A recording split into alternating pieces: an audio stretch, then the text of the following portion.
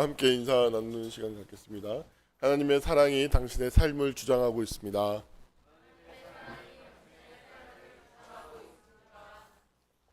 네. 한 번 더 할까요? 만나니 반갑네요. 네. 오늘 굉장히 기분 좋은 날입니다. 얼마나 기분 좋고 이례적인 날인지 모릅니다. 제 기억으로는 우리 순종이가 주은 자매가 11시 이전에 예배를 온 게 제 기억에 제 기억 속에 없어요, 사실은. 아니, 모르겠어요. 10시 56분에 교회 이렇게 뒷모습이 주은인데 깜짝 놀랐어요. 지금 주일 아닌가? 깜짝 놀랐습니다. 여러분, 코로나가 재확산이 되고 있죠. 근데 우리가 정확하게 알아야 되는 것이 무엇이냐면 지금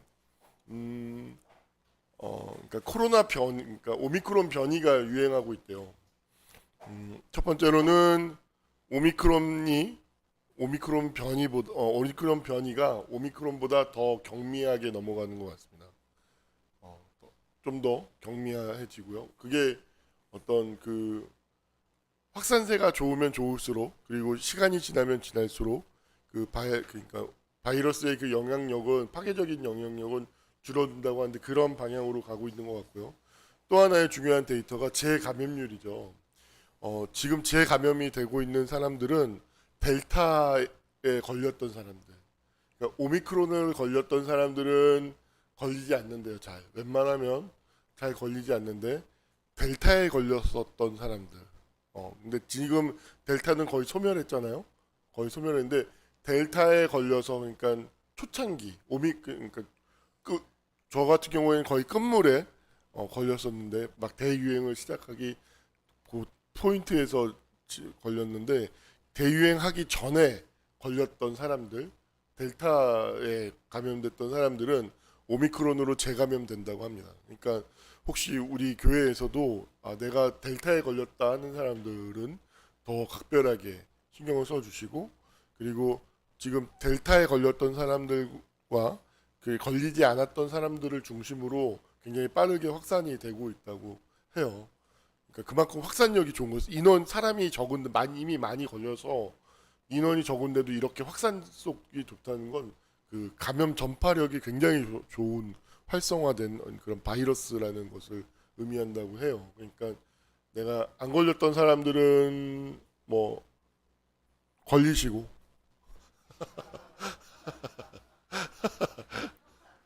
이참에 걸리시는 것도 나쁘지 않을 것 같고, 그리고 델타에 걸렸던 분, 내가 델타에 걸렸었던 사람은 좀 생각하시고 좀 조심하셔야 되는 것이 옳지 않나 하는 생각이 있습니다.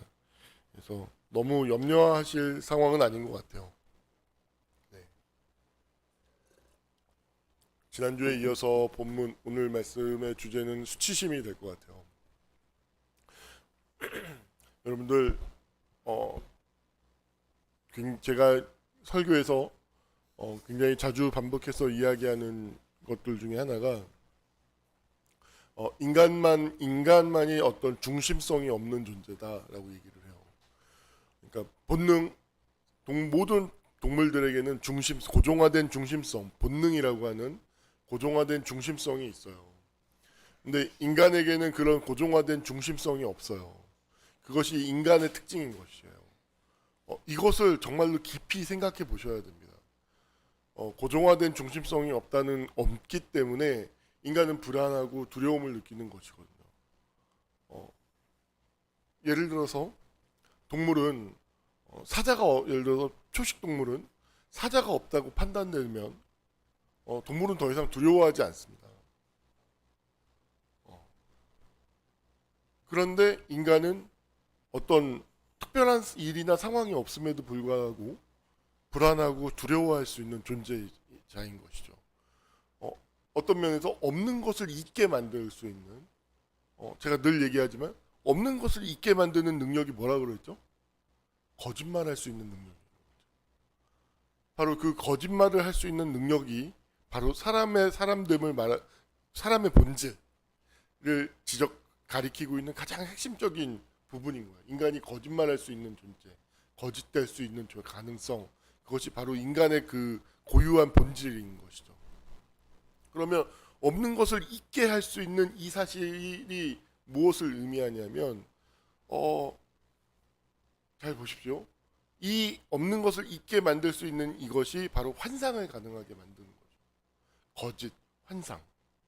그리고 그 없는 것을 있게 만드는 것을 통해서 인간은 그것을 믿음으로 말미암아서 그 안에서 어떤 심리적인 안정감을 얻는데, 그 심리적인 안정감이 그러면 무엇을 대신하는 거냐면 동물에게 있는 그 고정화된 중심성, 본능이라고 하는 그 역할을 그 환상을 믿음으로 말미암아서 그 동물이 가지고 있는 고정화된 중심성을 대신하고 대체하게 되는 것이죠.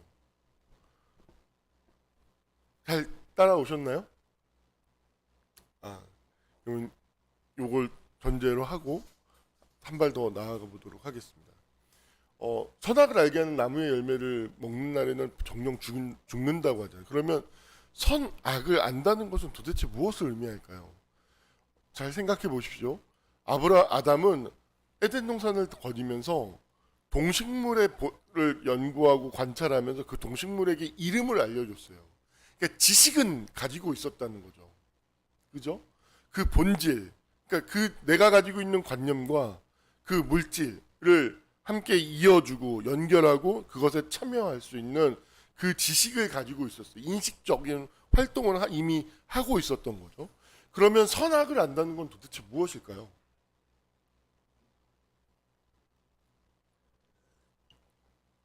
여기서 말하는 선은 이원적이고 변별적인 대립된 알미라는 거예요. 이게 되게 중요한 개념인데, 정말 중요한 개념입니다. 좀 어렵지만 한번 따라해 볼까요? 이원적, 다시 한번 이원적, 변별적, 대립구조. 여러분 그 언어가 의미를 갖는 것은, 예를 들어서 흰색이 의미 있는 것은 검은색 안에서 흰색이 의미를 갖는 거예요. 그 변별적 대립구조 안에서 무엇인가가, 이 사과가 맛있다라는 거죠. 그죠? 이 사과가 맛있기 위해서는 맛없는 사과가 있어야 되는 거예요. 맛이 없는 것을 아는 거죠. 그러니까 예를 들어서 제가 종종 예화로 얘기했지만, 제가 대덕교에 있을 때 대학 교수님, 집사님이었던 안수 집사님이 자기가 그랜저가 그렇게 사고 싶어서, 어렸을 때 각 그랜저가 저희 나라에서 최고의 차였거든요. 그래서 돈을 벌어서 그랜저를 샀어요. 근데 그때는 이미 제너시스 에쿠스가 있었죠. 그래서 그랜저를 사고 기분 좋게 고등학교 동창회에 갔는데, 동창회에 나왔는데 자기 옆에 있던 제너시스가, 자기가 딱 가서 그랜저를 창문을 열려고 하는데 제너시스가 삑 하더니 이렇게 자동으로 이렇게 빡빡하면서 움직이더라는 거지. 누군가 봤더니, 뒤를 봤더니 자기보다 공부 한참 못하던 녀석, 자기가 별로 이렇게 자기 마음 안에 존재감이 없던 녀석이 그 차의 차주라는 것을 아는 거죠. 그래놓고 그 이후로 그 그랜저를 타고 다니는 기쁨이 다 사라졌다고. 더 이상 기쁘지 않았다고. 이유가 뭘까요? 이원적 변별적 대립구조. 나보다 못한 애가, 못했다고 생각되는 애가 제너시스를 샀네 라는 그 대립, 그 구조 안에서 이 그랜저를 보기 시작하는 거죠. 그러므로 말미암아서 이 그랜저가 전에는, 어렸을 때 이전에는 어떤 구조 안에서 보죠? 어떤 맥락 안에서 보죠? 대한민국에서 가장 잘 사는 사람들이 타는 차가 그랜저지라는 맥락이었던 거죠.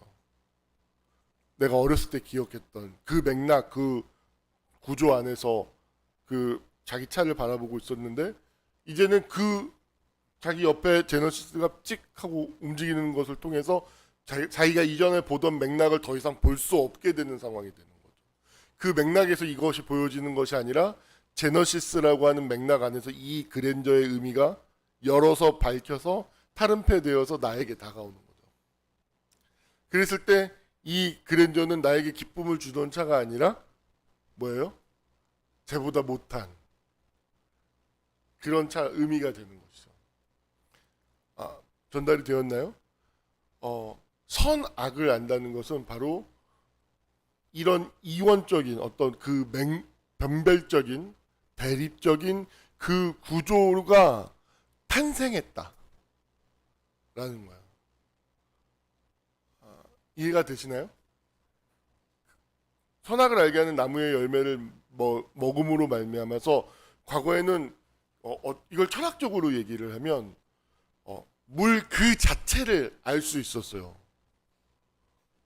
쉽게 말하면 물화일체적인 어떤 이것과 인식적인 거리가 없는 상태에서 이 자체를 온전히 알 수 있고 접촉할 수 있었고 충만히 알 수 있는 그 자체를 아는 그런 관계였는데 그 선악을 알게 하는 나무의 열매를 먹음으로 말미암아서 이제는 이 자체를 알 수가 없게 되어져 버린 거예요.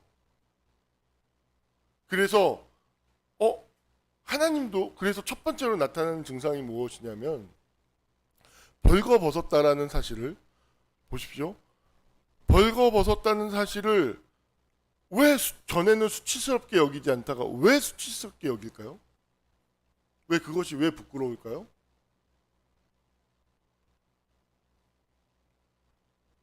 어려운가요? 공기가 부족한가요? 그 벌거벗었음이라고 하는 것을 그것이 부끄럽게 생각할 수 있는 맥락 그런 이것과는 다른 그 맥락 안에서 자기를 보게 되기 시작한 거죠. 다시 말하면 하나님이라는 맥락이 거둬진 거예요. 하나님이라는 관계가 거두어지고 난 다음에 그것이 아닌 다른 맥락 이를테면 그 맥락은 손쉽게 알 수 있는 것은 뱀의 맥락이라고도 할 수 있죠. 없음의 맥락, 무의 맥락이라고도 할 수 있고 그 맥락 안에서 자기를 보게 되는 사건이 벌어지게 된 거예요. 그랬을 때 그 이전에는 그 알미 놀랍게도 여러분 안다는 것을 우습게 여기면 안 됩니다. 안다는 것은 그 사람에게 지정에 다 영향을 미쳐요. 그래서 그 사람에게 엄청난 수치심을 유발하면서 하나님으로부터 피하고 자기의 그 주요 부위들을 옷을 지어서 수치를 가리려고 하는 그런 행동들을 하기 시작했다라는 것이죠. 여러분들 그래서 인생은 잘 살아야 되는 것이 되게 중요한 이유가 예를 들어서 내가 어떤 잘못을 했어요. 후회될 만한 일들을 했어요. 그러면 그 맥락은 계속해서 존재합니다. 굉장히 중요한 거예요. 내가 어떤 행동을 해버리면 그 행동은 이따가 사라지는 게 아니라 내 삶의 맥락으로서 자리를 잡아요. 그리고 그 맥락 안에서 나를 보기 시작해요. 여러분 예를 들어서 공부를 못하던 친구들이 갑자기 이렇게 공부를 잘하는 경우가 있어요. 제가 아는 누구는 공부를 잘하게 된 계기가 뭐냐라고 얘기했더니 초등학교 때인가 중학교 때 친구들과 모여서 컨닝을 모의했대요. 세네 명이 컨닝을 작당해가지고 이렇게 해서 점수를 돌려서 그 네 명이 아주 우수한 성적을 받았어요. 근데 그게 이렇게 소문이 조금씩 났나 봐. 수근수근해. 근데 증거는 없어. 그죠? 그래서 걔는 내가 다음번에 시험을 못 보면 그게 그 소문이 진실이구나. 그게 입증이 되니까 그게 너무 두렵더라는 거야. 그래서 공부를 미친 듯이 했대. 근데 놀랍게도 그 다음 시험에서 그 컨닝을 모의해서 본 것만큼 시험이 나왔대.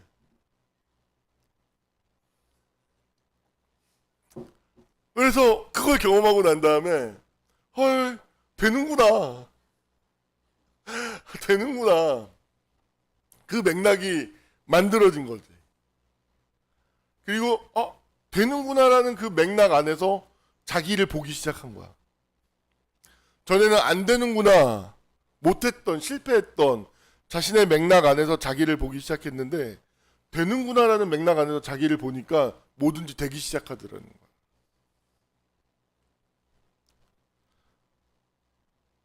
이해가 되나요?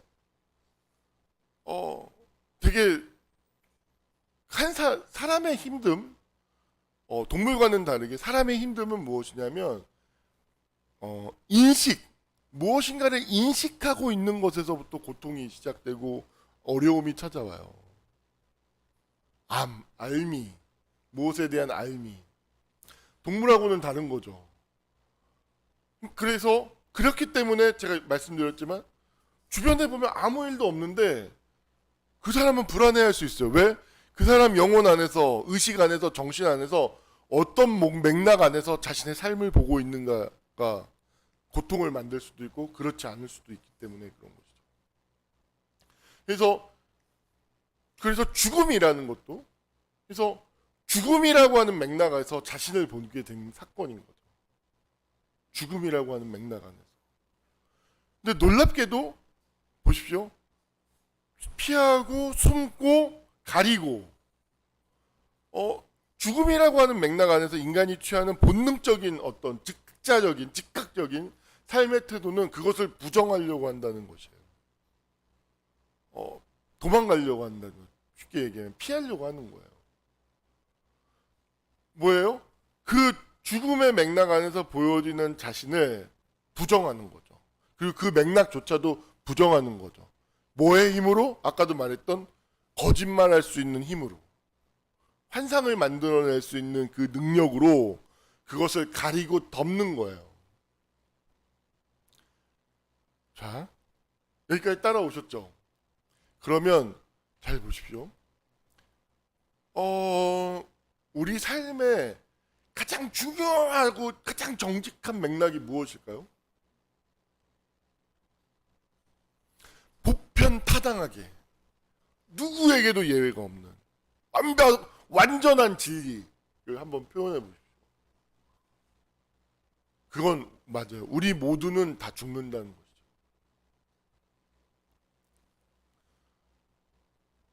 우리 모두는 다 죽어가고 있어요. 이것이 본질이에요, 본질. 죽음이라고 하는 맥락. 근데 이 죽음이라고 하는 이 문제, 죽음의 사태 안에 우리는 걸려 들어와 있는데 우리는 어떻게 살아가죠? 죽지 않을 것처럼 살아가죠.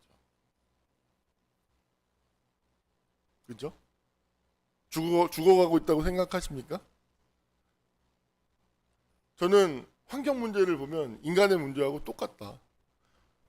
나는 어차피 이제 저는 길게 살아봐야, 건강하게 살아봐야 저에게 주어진 시간이 이제 한 20, 30년밖에 없어요. 별로 아니야. 만약에 그 20, 30년 이후는 살긴 살아도 무엇인가를 생산하면서 살 수는 없을 수도 있어요. 물론 그럴 수 있기를 바라요. 소망하지만 대부분의 사람들은 그렇지 않습니다. 저에게 주어진 시간이 그렇게 많지 않습니다. 남아있는 시간이 그렇게 많지 않습니다. 자, 이 죽음이라고 하는 맥락, 이 죽어가고 있음이라고 하는 이 맥락을 사람들은 간과하고 부정하는 형태로, 회피하는 형태로 이 문제를 해결하려고 하죠. 자, 신앙은 바로 여기에서부터 비롯되는 거예요. 복음주의라고 하는 어떤 그 윤리에서 뭐라고 얘기를 하면, 그들의 신학을 요점을 얘기하면 지옥을 이야기하지 않으면, 지옥을 두려워하지 않으면 사람은 누가 왜 천국에 가겠느냐라고 얘기를 합니다. 근데 저는 지옥에 대한 두려움이 아니라 결국에는 죽음의 문제인 것이죠. 죽음의 문제. 우리는 잘 보십시오. 왜 죽어가고 있음에도 불구하고 환상을 이용해서 죽어가고 있음을 은폐할까요? 우리 안에 어떤 생명을 향한 욕망이 있는 거예요. 죽고 싶지 않은 욕망이 있는 거예요. 그 죽고 싶지 않은 그 욕망이 다양한 형태로 만들어지는 것이죠. 제가 지난 시간에 이야기했지만 여러분 아픔과 고통을 잘 구별하실 수 있나요? 지난 시간에 설교했던 역시 안다고 생각하면 큰일 나는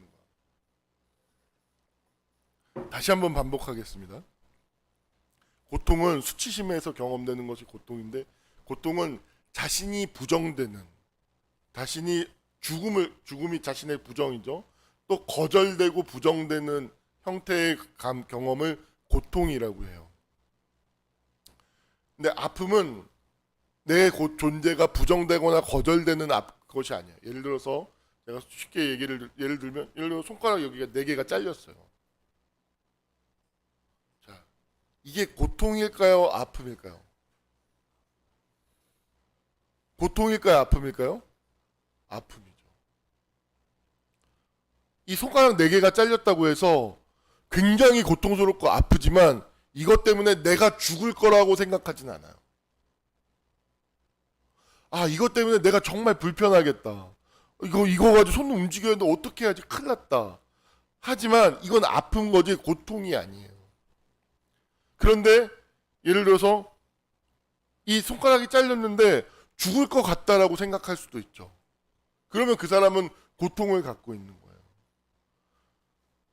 자, 어떤 애들이 성적을 비관하면서 스스로 목숨을 버리는 청소년들이 있죠. 성적이 떨어졌어요. 그 성적이 떨어진 사실이 그 청소년에게는 아픔인가요? 고통인가요? 죽었다면 고통으로 경험되는 거죠. 그런데 누구는 아파요. 근데 힘들죠.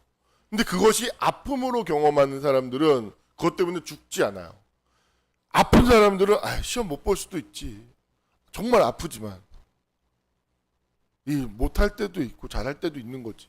힘들지만 그렇게 경험하는 것이죠. 여러분들 고통과 아픔의 차이를 잘 이해하셨나요? 자, 보십시오.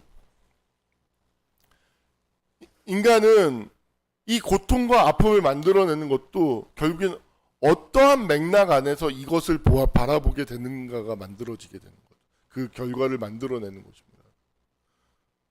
예를 들어서 내가 어떠한 고통 안에서 어떤 내 마음 안의 맥락이 내 마음 안에 있는 어떤 변별적인 대립됨이 부정적인 것들로 가득해요. 그러면 그 사건은 나에게 무엇을 어떻게 다가오냐면 고통으로 경험되는 거예요. 그러니까 나무 뒤로 숨고 옷을 갈아입어서 피하고 은폐하고 가리는 거예요. 반면에 어떤 사람들은 그것에 대해서 숨기거나 감추지 않아요. 그럴 수도 있지 해요. 왜냐? 그렇게 되는 거예요. 사는 거니. 그 맥락 자체가 자기를 부정하고 자기를 거절하는 맥락이 그 사람 마음 안에 없기 때문인 것이죠. 근데 그런 사람은 사실은 인생을 살다 보니까 많지 않아요.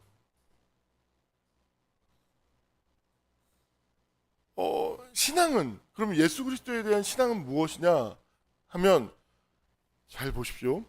우리가 무엇인가를 인식한다라는 것은 내가 무의식적이든 의식적이든 무엇인가를 선택해서 그것을 내가 유지하고 있어요. 그것이 무의식적으로 이루어지고 있는 것이죠. 신앙은 그것을 의식해서 그것을 바꾸는 거예요. 그 맥락을 체인지하는 거예요. 끊임없이. 그래서 예수 그리스도인 것이에요. 예수 그리스도. 십자가라고 하는 그 맥락 안에서 나를 보는 거예요. 끊임없이 나를 이해하는 것이죠.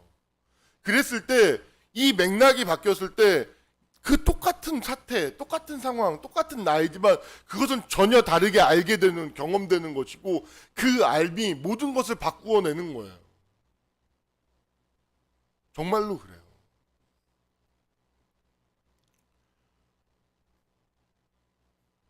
저는 태경이가 지금 이제는 창업을 준비하고 있어요. 가창업일이 8월 15일 민족의 해방, 윤태경의 마음으로부터 해방. 아무튼 15일을 가침으로 하고 갑니다. 태경이가 힘들어하는 거 저희가 삼자적으로 보잖아요. 태경이가 힘들어요. 저는 어떤 면에서 어떻게 보이냐면 정말로 힘들어할 게 없는데 힘들어하고 있는 모습으로 보여요. 왜냐하면 자기가 그렇게 맥락을 만들고 그걸 믿고 있거든요. 근데 그 맥락만 바꾸면 전혀 힘들지 않을 것 같은데 그게 안 되는 거예요. 그래서 여러분, 내가 사람은 영적인 존재라는 게 무엇이냐면 내가 어떤 맥락 안에서 살고 있는가를 이해하는 게 그토록 중요한 것입니다. 신앙이라고 하는 노동은 그것을 계속해서 의식적으로 바꾸어 나가는 일이에요. 그랬을 때 그 사람의 안에 있는 감추어져 있는 것들이 드러나기 시작해요. 그 맥락 체인지를 어떻게 하냐? 오늘 설교에 어떻게 보면 이제 하이라이트로 들어가는데요. 저는 정말로 힘들 때 저를 어떻게 규정하냐면 죽음아라고 저를 불러요. 저의 이름을 죽음이라고 불러요. 그러니까 살아 있다고 생각하지 않아요. 죽어 있다고 생각해. 죽음아. 그러면 내가 정말로 내 이름이 나의 본질이 죽음이라고 딱 정말로 생각하고 딱 받아들이잖아요. 그러면 그 어떤 것이든지 다 받아들일 수 있어요. 왜냐하면 보십시오. 왜 숨죠? 왜 피하죠? 살기 위해서예요. 살아보겠다고 발버둥 치는 그 발버둥이 오히려 사람에게 도리어 죽음을 가져오게 만드는 거죠. 더 죽음을, 더 불행을 더 크게 만들 뿐인 거예요. 그런데 살고자 하는 것을 포기하고 내가 이미 죽었다라고 선포를 해요. 사도 바울처럼 내가 이미 죽음이에요. 그렇게 믿어요. 내가 이미 죽었다고. 그러면 나를 괴롭히던 그 모든 것들로부터 내가 자유로움을 줄 수 있는 것을 경험해요. 그리고 그 어떤 것도 다 받아들일 수 있어요. 왜냐하면 보세요. 외로움이 왜 싫죠? 그게 고통이기 때문이에요. 고통이 뭐라고요? 그 고통이 죽음을 생각하게 만들고 죽음을 경험하게 만든, 내가 부정되고 내가 없어지고 내가 소멸하는 그것을 가져오기 때문에 고통이 싫은, 외로움이 싫은 거예요. 누군가가 나를 이해해 주지 않아요. 그게 왜 고통이 되죠? 다 죽음과 연결되는 거예요. 그런데 내가 이미 죽었다고 선포해봐요. 믿어봐요. 그러면 그것들은 더 이상 나를 죽게 할 수 없어요. 이 세상의 모든 것들은 나를 죽게 할 것 같기 때문에 다 두렵고 무서워요. 나는 살고 싶으니까. 전달됐나요? 근데 내가 이미 죽었다고 선포해봐요. 믿어봐요. 날 두렵게 할 수 있는 것은 존재하지 않아요. 내가 이미 죽었다고 선포하면. 그러면 오늘 그래서도 어제 대충 썼는데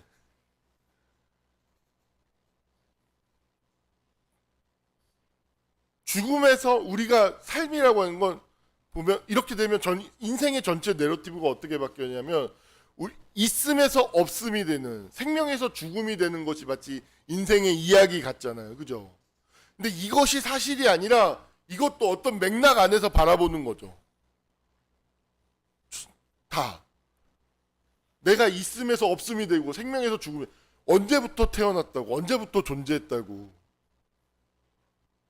저는 우리 이미 애기들 키우면서 그걸 유심히 관찰해요. 태어난 지 1년밖에 안 되나 이토록 살기를 원한다. 태어난 지 5년, 6년밖에 안 된 애가 이토록 물을 두려워한다. 없었던데, 얘는 없었던 때를 난 분명히 기억하는데 이 있음에 대한 집착은 도대체 무엇인가 생각하죠. 아무튼 요는 뭐냐면 그러면 기독교의 신앙은 삶을 어떤 내러티브로 바꾸는 것이냐면 없음에서 있음이 되는 이야기로 바뀌는 거예요. 죽음에서 생명이 되는 이야기로 인생의 내러티브 전체가, 서사 전체가 바뀌어지게 되는 거예요. 그러면 내가 경험하는 모든 고통은 어떤 이야기일까요? 죽음이 생명이 되는 이야기로 통합되는 거죠. 나의 모든 어리석음도 죽음이 생명을 배워가는 이야기가 되는 거예요. 내가 어리석고 어떤 실수들을 했어요. 어떤 이런 행동들을 하지 않았으면 좋겠는데 그것이 어떤 고통이 돼요. 왜죠? 무엇을 전제로 하죠? 내가 있음이라고 하는, 내가 마치 지킬 것이 있고 온전한 인간이라고 하는 뭐 어떤 온전성을 가지고 있음인데 그것을 부끄러워하고 생각하는 것은 무엇이냐면 이것을 훼손했다라는 거예요. 훼손. 망쳤다. 그래서 그 있음에서 없음이 되어가는 것이 부끄러운데 내가 이것을 망가뜨리고 있음을 훼손시켰다는 거죠. 근데 보십시오. 내가 없음이야. 그런 실수도 하고 이럴 수도 있고 저럴 수도 있죠. 그러면 그 모든 이야기는 있음이 되어져가는 배움의 이야기가 되는 거죠. 있음이라고 생각하면 어떤 실수나 모든 것들은 뺄셈이 돼요. 나를 상실시키는 거예요. 근데 내가 없음이라고 전제하면 삶의 모든 것은 다 덧셈이에요. 무엇이든지 다 덧셈의 이야기가 되는 거예요. 어떤 무엇이든지. 내가 어렸을 때 엄마 아빠로부터 사랑을 못 받았어. 근데 이게 고통스러워. 이 전제가 뭐예요? 내가 있음이라고 하는 것인데 사랑을 받지 못했어요. 이게 뺄셈이 되기 때문에 고통이 되는 거죠. 그죠? 근데 내가 없음이라고 생각을 해봐요. 그럼 이 이야기조차도 덧셈의 이야기가 되는 거예요. 그래서 사도 바울이 어떠한 형편에도 처할 수 있었던 게 나는 죽었기 때문에요. 삶의 서사가 완전히 다른 거죠. 그러면 이 없음에서 있음이 되어져 가는 그 사람은 삶을 완전히 다르게 보고 다르게 경험할 수 있죠. 어떤 낯선 일을 경험할 때 두려워요. 실수, 뭐 실패, 못할까? 이게 다 뺄셈의 상상력이에요. 뺄셈의 상상력. 내가 이미 무엇인가를 가지고 있다라는 것, 그것을 잃을 수도 있다라는 이 뺄셈의 상상력이 모든 두려움과 모든 부정성의 원천인 거죠. 그런데 내가 마이너스라고 생각을 해요. 내가 이미 죽음이라고 생각해봐요. 그러면 어떤 실수를 통해서든 어떤 실패를 통해서든 어떤 좌절을 통해서도 난 배우고 성장할 거야 라는 덧셈의 이야기가 되는 거죠. 덧셈. 저는 태경이가 어떤 면에서 삼자적으로 보면 창업을 두려워하는 게 되게 이해는 되지만 이성적으로는 이해가 안 돼요. 왜냐하면 태경이는 더 잃을 게 없어요. 이미 다 털려가지고 더 잃을 게 없는데 사실 뭘 그렇게 부딪혀가지고 빨리 얻어야지. 여기 더 잃을 게 없는데 뭘 저렇게 두려워하지? 이 답답한 뺄셈의 상상력이요. 이미 다 잃어가지고 마이너스 저 밑에 있는데 뭘 두려워해? 빨리 부딪혀가지고 플러스로 만들 생각을 해야지. 좀 답답해요. 이성적으로. 하지만 정서적으로는 공감해요. 아니야. 얼마나 두려울까. 얼마나 힘들까. 이해, 다 이해. 아니야. 정서적으로 진짜 공감해. 눈물이라도 흘려야 되나요?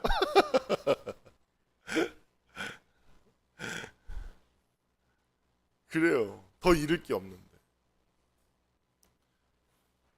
보십시오. 빨셈의 한번 이렇게 따라해볼까요? 뺄셈의 상상력, 덧셈의 상상력. 뺄셈의 상상력은 뭘 전제한다고? 내가 이미 있다. 내가 이미 뭘 가지고 있다. 귀한 걸 가지고 있다. 이런 사람들은 뺄셈의 상상력 때문에 두려워하고 죽음에 묶이는 거예요. 근데 덧셈의 상상력을 가진 사람들은 뭐예요? 난 잃을 게 없다. 난 이미 없다. 이런 사람들은 두려움 없이 부딪혀 나가요. 왜냐하면 그것은 다 덧셈이 될 때.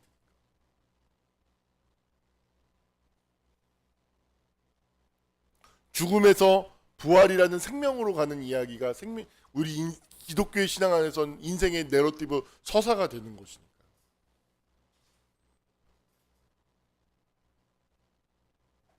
저는 우리 모세동 사람들이 저부터 그렇고 덧셈의 상상력을 가진 사람들이었으면 좋겠어요. 덧셈의 상상력. 잃을 게 없다. 두렵지 않다. 라고 믿고 선포하면서 나가는 사람들. 자기 마음 안에서 계속 살아요. 현실에 부딪히지 않고. 왜일까요? 잃을까 봐. 뭘 잃을 게 있어. 이미 다 잃었는데. 다 털렸는데.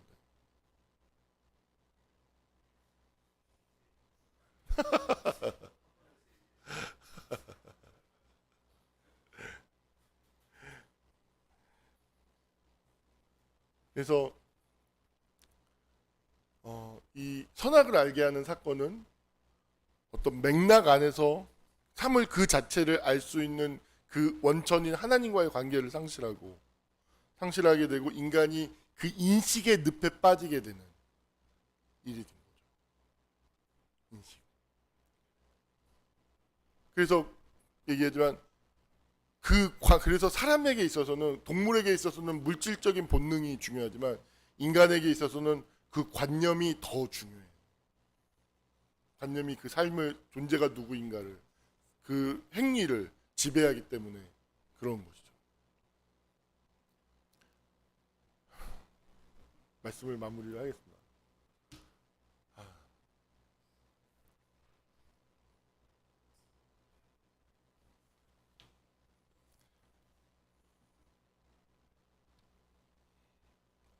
기독교의 신앙은